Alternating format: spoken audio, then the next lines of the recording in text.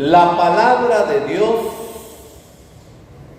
es palabra de vida, es palabra de fuerza y tiene poder. Y tiene poder para transformar y cambiar la vida de aquel que la recibe con fe y la lleva a la práctica. Y no es oyente olvidadizo, que todo se le resbala. Dios propone. Y por eso la palabra de Dios es palabra para salvación. Es palabra que como una lámpara ilumina nuestros pasos. Es palabra que a nosotros los débiles nos da fuerza y vida. Es palabra que sirve para instruir, para iluminar la vida, para que veamos más claro el camino de la vida cristiana, el camino de la salvación. Y es palabra también para instruir y corregir nuestras vidas, cuando nuestras vidas están desviadas, y acogiendo la palabra, nosotros podemos ver las torceduras que hay en nuestra vida y con humildad corregir nuestros pasos, es decir, convertirnos. Este domingo es el domingo de la palabra de Dios. No es que sea solo este día el de la palabra. La palabra es de siempre. Aquellos que participamos en la misa todos los días, nos escuchamos en nuestra vida y la palabra nos ilumina. Y la palabra, repito, es palabra para salvación. Ya desde hace unos cuantos años el Papa Francisco puso que el último domingo, normalmente es el cuarto domingo de enero, sea un domingo dedicado para honrar la palabra. La palabra no es para discutir, como algunas veces nos pasa. La palabra es para estudiarla, para profundizarla, pero sobre todo para llevarla a la práctica. Porque solamente estudiarla y no llevarla a la práctica no sirve. Hay gente que puede saber bastante, pero no ha entendido la vida cristiana, que es llevar a la práctica la palabra de Dios. Y el gran lema de este domingo de la palabra de Dios, tomada de Pablo en la carta a los Colosenses, es que la palabra habite siempre en ustedes. ¿Qué quiere decir esto? Que la palabra esté en nuestro corazón. Y cuando la palabra está en nuestro corazón, nos vamos convirtiendo. Cuando la palabra está en nuestro corazón, la vamos llevando a la práctica y conducimos nuestra vida según la luz que la palabra nos da. En el Evangelio hemos encontrado a Jesús, que después de que capturaron a Juan el Bautista y lo metieron preso, se va y empieza a predicar la palabra de vida, a predicar que el reino de Dios está cerca. Y por eso Jesús empieza a llamar a conversión y a cambio de vida. Y por eso Jesús, que es la palabra, que es la luz, que ilumina, cumple, como lo dice el Evangelio, haciendo alusión a la primera lectura, que la luz que brilla en las tinieblas ha iluminado. ¿Cuántas veces, mis hermanos, ustedes y yo no nos hemos encontrado en tinieblas? Nos hemos encontrado desanimados, nos hemos encontrado desesperados. Y entonces, cuando nosotros escuchamos y acogemos la palabra de Dios nos aclara el panorama, porque nos ilumina. Guatemala, en estos últimos días, además de que mucha tiniebla ya ha estado presente en Guatemala desde hace muchos años, por la injusticia, por la corrupción, por la impunidad y por tanto mal, en estos últimos días ha habido más oscuridad. La muerte de los 10 policías, fruto no de la casualidad, sino una cosa pensada bien para el mal, porque el diablo es inteligente, y cuando el diablo se apodera de la gente que tiene poder y hace mal, hacen las cosas. Y no es problema solamente de las maras, ni del barrio 18, ni de la Salvatrucha. Todo esto tiene un trasfondo fruto de la impunidad y de los poderes ocultos que mueven toda esta cosa para desestabilizar Guatemala.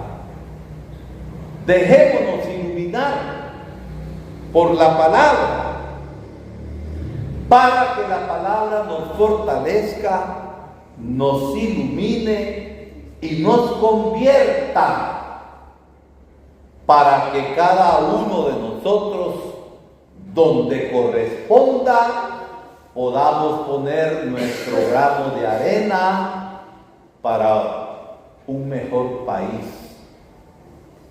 Guatemala no es la bandera, Guatemala no es el quetzal, Guatemala no es la monja blanca, Guatemala no es la ceiba. Estos son símbolos, pero Guatemala somos nosotros, que tenemos derecho a vivir en un mejor país. Pero el trabajo de construir un mejor país es trabajo de todos. Por eso resuena en nuestro corazón la palabra de Jesús hoy.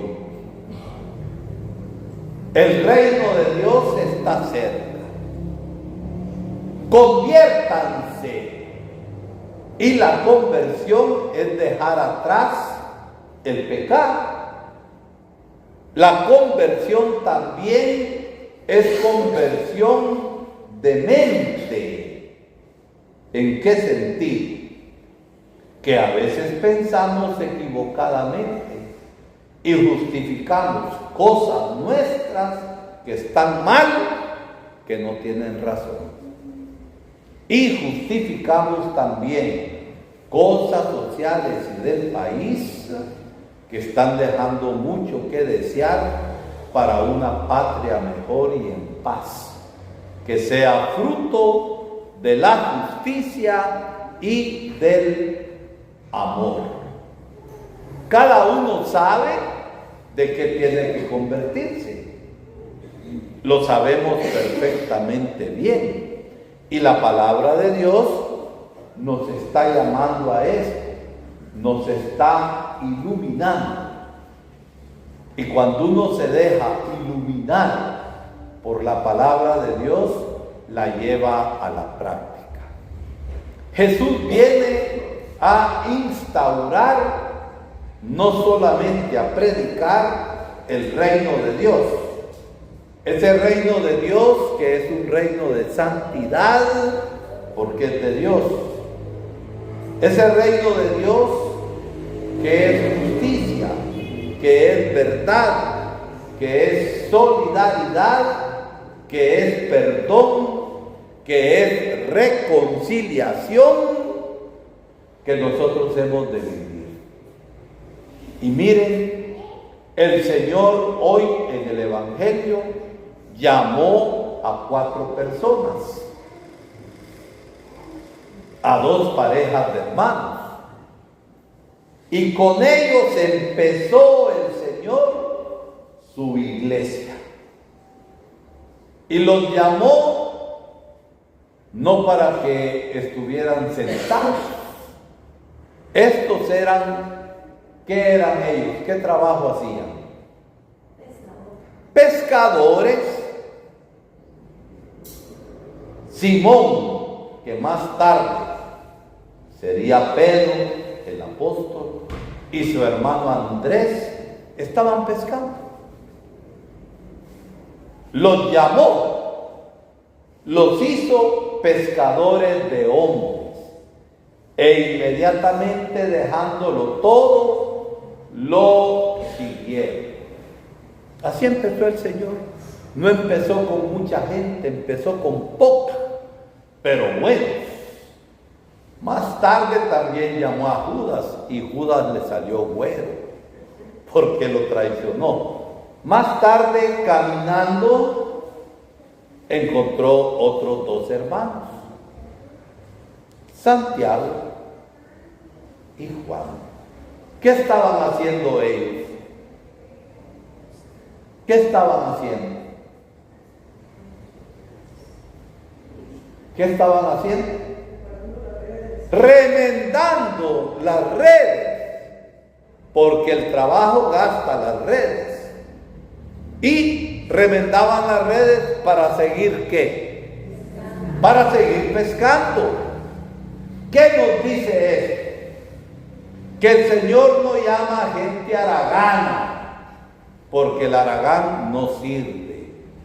El haragán ni siquiera arregla su vida y sigue siempre haragán. El Señor llama gente ocupada. Miren, jamás el Señor va a llamar a un haragán si no se convierte. Muchas veces nosotros, cuando nos sentimos llamados a un servicio, decimos: estoy ocupado, no tengo tiempo, tengo bastante que hacer. Y el Señor llama a gente ocupada, gente generosa, gente libre en su corazón para responder y disponerse a ayudar al Señor en su obra de salvación. Piensen cada uno de ustedes a qué les llama el Señor. El Señor llama a unos a ser sacerdotes, a ser hermanas religiosas. El Señor llama a otros a ser catequistas, a ser delegados de la palabra, a ser rezadoras y prestar servicio, a ser acólitas. Hoy vamos a instituir a Lubia como acólita. Pero a todos nos llama a vivir cristianamente. Y viviendo cristianamente, dar testimonio de su amor y de su salvación.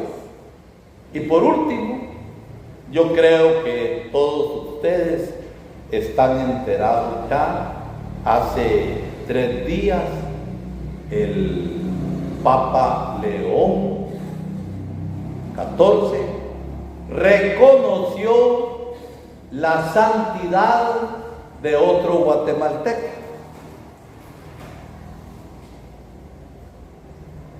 El padre Augusto Rafael Ramírez Monasterio.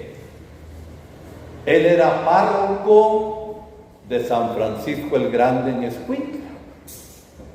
Y con un gran amor a la gente no solamente predicaba, sino que actuaba y defendía a los pobres, defendía a aquellos que eran perseguidos, protegiéndolos. Y con los sentimientos de Jesús ayudó tanta gente. Esto no cayó bien al gobierno de esos años. Estamos hablando de los 80. Lucas García, Efraín Ríos Mon y compañía limitada, con un ejército asesino, en su mayoría de miembros, secuestraron al padre, lo torturaron, lo dejaron libre, pero controlado y amenazado de muerte. El padre, por amor a Dios, por amor a la gente, siguió haciendo el bien y protegiendo a los más débiles. Lo volvieron a secuestrar y amaneció muerto en el anillo periférico de la capital.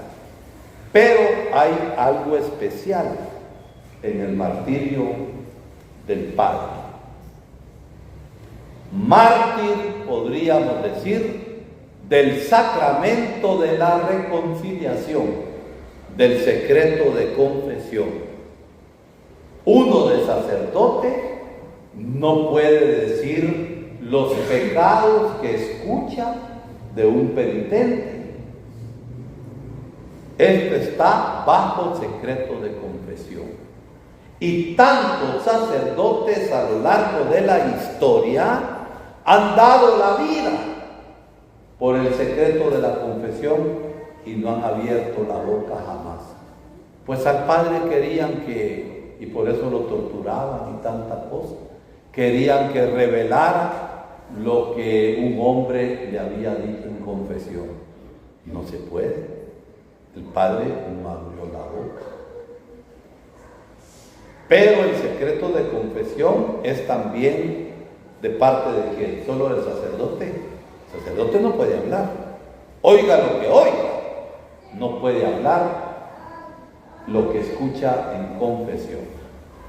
Pero también los que se confiesan.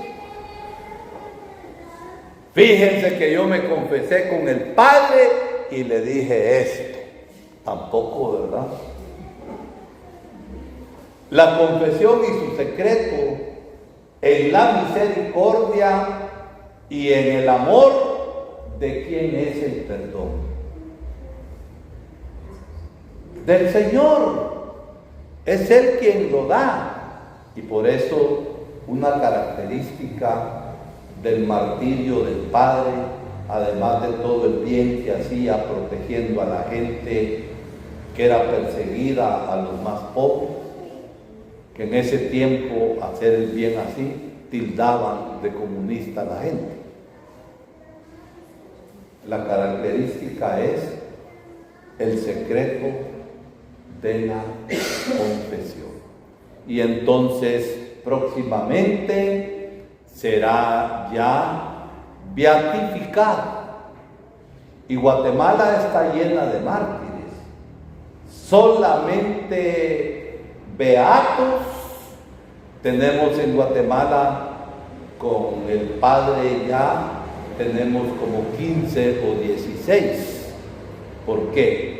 Están los 2 beatos de Izabal, el padre Tulio Maruso y Obdulio Arroyo, laico, no sacerdote.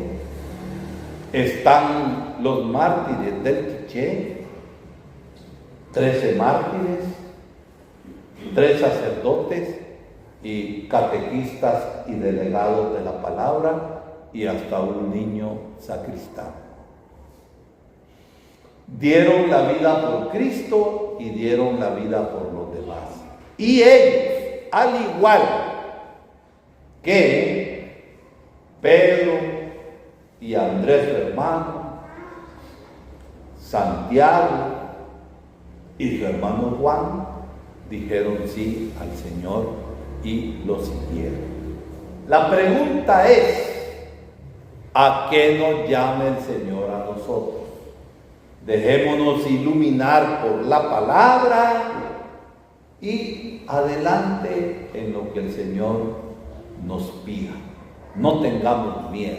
¿Por qué? Porque Él es nuestra fuerza.